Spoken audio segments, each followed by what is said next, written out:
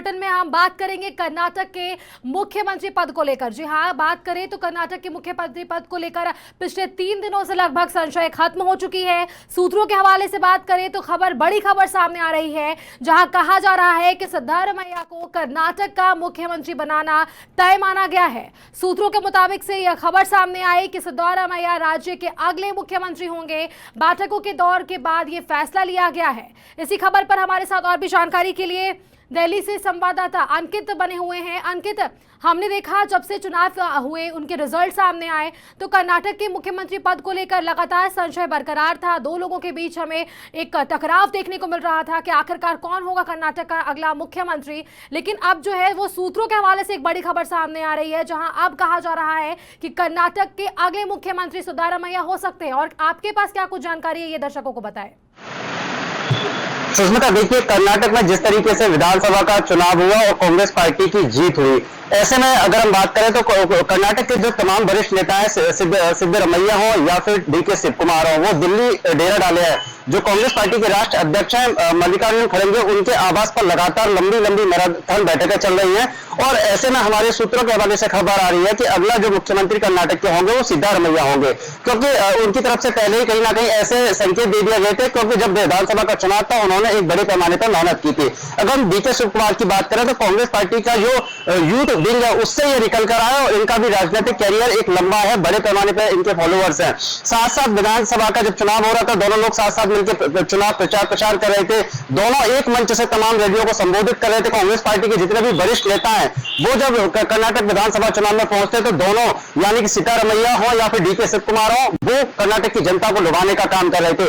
लेकिन अब जो पेच फंसा हुआ है वो मुख्यमंत्री पद का दावेदार कौन होगा, कर्नाटक का जो ताज है वो किसके पास होगा। लेकिन हमारे पास सूत्रों के हवाले से खबर आ रही है कि सिद्धारमैया को कर्नाटक की कमान दे दी जाएगी। अभी थोड़ी देर पहले डीके शिव कुमार राहुल गांधी से मुलाकात करने के लिए पहुंचे। वही अगर हम बात करें कांग्रेस पार्टी के जो मुखिया हैं सोनिया गांधी, उनसे भी मुलाकात की। ऐसे में सिद्धारमैया की एक लंबी बैठक हुई, डीके शिव कुमार की लगातार बैठक चल रही है। ऐसे में स्थिति बिल्कुल साफ हो गई है कि कर्नाटक में कहीं ना कहीं जो आगामी समय है उसको देखते हुए, क्योंकि लोकसभा का चुनाव भी नजदीक में, आपने हाल ही में देखा होगा कि राजस्थान में क्या घटनाक्रम हुआ कांग्रेस में। अगर राजस्थान की बात करें और ऐसे में 2024 का लोकसभा का चुनाव है, तो ऐसे में पार्टी कोई भी किसी प्रकार की गलती बिल्कुल नहीं करना चाहती है। राजस्थान में जिस तरीके से अशोक गहलोत और सचिन पायलट के बीच में विवाद हुआ, उसको देखते हुए पार्टी के तमाम वरिष्ठ नेता पहुंचे थे और दोनों के आपस में बैठने का सुलह समझौता कराने का कार्य किया गया था, लेकिन वो विफल रहे।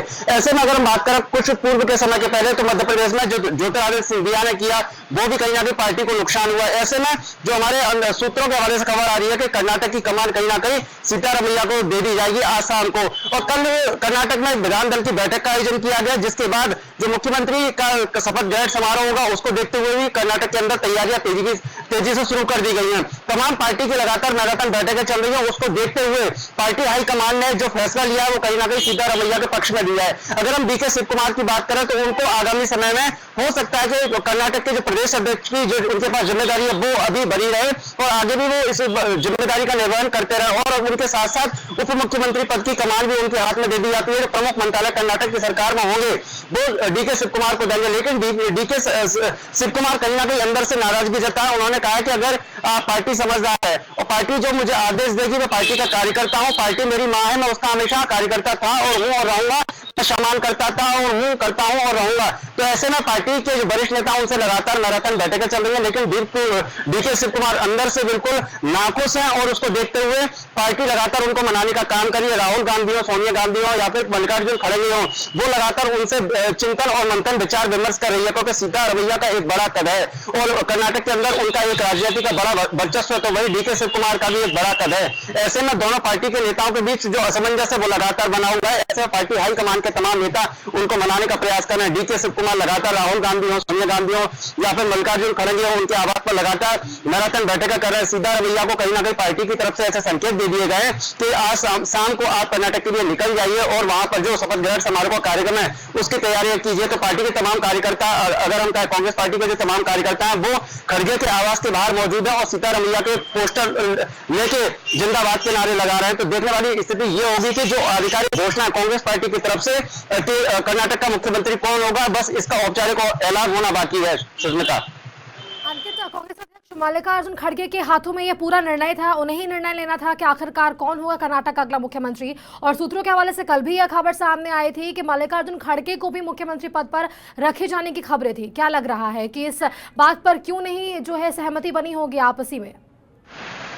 देखिए, इसमें कहीं ना कहीं हम बात करें, एक पार्टी की एक रणनीति होती है, पार्टी की एक गाइडलाइंस होती है। सबसे पहले जब जैसे कर्नाटक में विधानसभा चुनाव का परिणाम आने के बाद जैसे कांग्रेस पार्टी की बढ़त हुई, उसमें जो कोर ग्रुप की कमेटी थी उसको भेजा गया और वहां पर कमेटी ने जो जांच और जाके जो सामने निकल कर आया वो कांग्रेस पार्टी के राष्ट्रीय अध्यक्ष मल्लिकार्जुन खड़गे को आखिर रिपोर्ट सौंपी। तो उसमें बिल्कुल स्थिति बिल्कुल साफ हो गई थी, लेकिन जो दोनों नेताओं के बीच में जो मनमुटाव है उसको लेकर स्थिति लगातार बरकरार बनी हुई है। लेकिन ऐसे में पार्टी के जो हाईकमान हो, मल्लिकार्जुन खड़गे की बात करें या सोनिया गांधी की बात करें या कांग्रेस पार्टी के वरिष्ठ नेता राहुल गांधी की बात करें, वो डीके शिव कुमार को मनाने का प्रयास कर रहे हैं। और ऐसा कहा जा रहा है, जो हमारे पास सूत्रों के हवाले से खबर आ रही है कि कर्नाटक में कहीं ना कहीं जो उप मुख्यमंत्री है वो 2 से 3 उप मुख्यमंत्री बनाए जा सकते हैं, लेकिन मुख्यमंत्री सिद्धारमैया ही होंगे, क्योंकि लोकसभा का चुनाव नजदीक है। ऐसे में कांग्रेस पार्टी किसी भी तरह से कोई गलती करना नहीं चाहती है।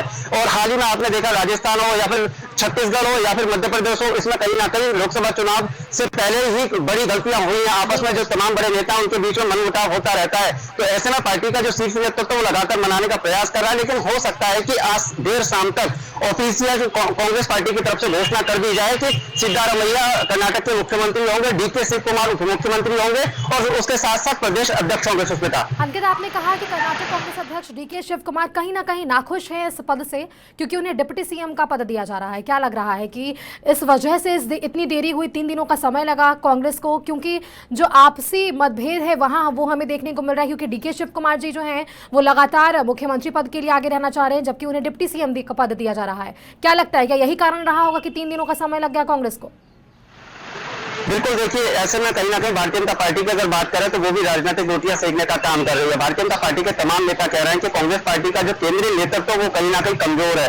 3 दिन का समय हो गया है, लेकिन इनकी तरफ से भी मुख्यमंत्री का जो वहां पर चयन होना है उसका चयन नहीं हो पा रहा है। इसको देखते हुए लगातार कांग्रेस पार्टी के जो तमाम नेता है वो लगातार मैराथन बैठकें कर रहे हैं। ऐसे में जो मुख्यमंत्री का जो नाम निकलकर सामने आया वो सिद्धारमैया हो, लेकिन जैसा कि आप जिक्र कर रहे हैं दोनों में आपस में मनमुटाव है, ये तो बिल्कुल स्थिति साफ हो गई है, क्योंकि 3 दिन से अधिक का समय वक्त गुजर चुका है, लेकिन अभी तक मुख्यमंत्री के नाम की घोषणा नहीं हुई है। तो ऐसे में दोनों पार्टी के जो वरिष्ठ नेता हैं उनको पार्टी का हाईकमान बनाने का प्रयास कर रहे हैं। डीके शिव कुमार लगातार कह रहे हैं, अगर मुझे बनाना है तो पार्टी समझदार है, किस पद पर मैं लायक हूं वहां पर मुझे भेजिए, अन्यथा मुझे बीच में जो पद होते हैं उनकी मुझे कोई अभिलाषा, जिज्ञासा, महत्वाकांक्षा नहीं है, या फिर मुझे विधायकी रहने दीजिए। तो ऐसे में जो स्थिति है वो लगातार संशय बरकरार बना हुआ है। लेकिन सूत्रों के हवाले से खबर यही है कि जो पार्टी के तरफ से, नेतृत्व की तरफ से जिम्मेदारी दी जा रही है डीके शिव कुमार को उप मुख्यमंत्री पद की और प्रदेश अध्यक्ष की, और उसके साथ में एक जो समन्वयक, जो एक मीटिंग होती है, एक संगठन होता है, उसकी भी कहीं ना कहीं एक जिम्मेदारी देने का पार्टी काम कर रही है। तो ऐसे में डीके शिव कुमार को तमाम महत्वपूर्ण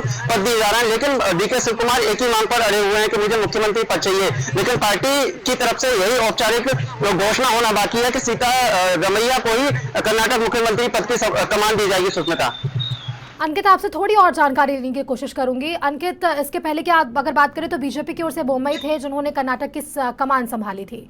अब उसके बाद यदि सिद्धारमैया की बात कर ले या डीके शिव कुमार की बात कर ले, इन दोनों में से किसी को भी अगर पद दिया जाता है, जबकि हालांकि ज्यादा चांसेस है कि सिद्धारमैया को दिया जाएगा, तो कर्नाटक की जनता और बाकी भी जनता यह जानने की कोशिश करेगी आखिर उनका इतिहास क्या रहा है, राजनीतिक इतिहास उनका क्या रहा है, कैसे वो कर्नाटक में आने वाले चुनाव को देखेंगे, कर्नाटक में उनका 5 साल का कार्यकाल होगा, कर्नाटक की जनता को किस तरीके से रुझाने की कोशिश करेंगे। सिद्धारमैया की अगर राजनीतिक इतिहास की बात करें तो क्या कुछ जानकारी है आपके पास? देखिए, अगर हम सिद्धारमैया के राजनीतिक इतिहास की बात करें तो पार्टी के सबसे वरिष्ठ नेताओं में उनकी गिनती की जाती है। उम्र भी 75 साल से ऊपर की हो चुकी है। ऐसे में पार्टी के जो वरिष्ठ नेता हैं, या सोनिया गांधी हो, प्रियंका गांधी हो, या फिर अगर हम बात करें रॉबर्ट वाड्रा, उनके भी कहीं ना कहीं बहुत करीबी माने जाते हैं सिद्धारमैया। कई बार का उनका इतिहास रहा है, मुख्यमंत्री रहे हैं, और ऐसे में पार्टी किसी भी तरह से कोई कसर नहीं छोड़ना चाहती है, क्योंकि पार्टी हाईकमान की तरफ से जो फैसला लिया गया है, एक तरफ कहीं ना कहीं जो नाराजगी डीके शिव कुमार की निकल के आ रही है, तो सिद्धारमैया को जो जिम्मेदारी दी जा रही है पार्टी की तरफ से चिंतन और मंथन करने के बाद दी जा रही है। सिद्धारमैया का कर्नाटक के राजनीति में एक बहुत बड़ा लंबा इतिहास रहा है। वो पार्टी के तमाम पदों पर रहते हुए तमाम उन्होंने कार्य किए हैं। अगर हम बात करें युवा मोर्चा हो जो उसका कांग्रेस पार्टी का जो एक विंग है या फिर तमाम ऐसे जो पद हैं उन पर वो आसीन रहे हैं। तो ऐसे में देखते हुए जो सीतारमैया को जिम्मेदारी दी जा रही है पार्टी के हाईकमान की तरफ से, कुछ ना कुछ इसमें चिंतन और मंथन करने के बाद ही ये जिम्मेदारी दी जा रही है। और जैसा कि आप जिक्र कर रहे हैं कि आने वाले समय में क्या करेंगे, तो ये तो एक बड़ा विषय है।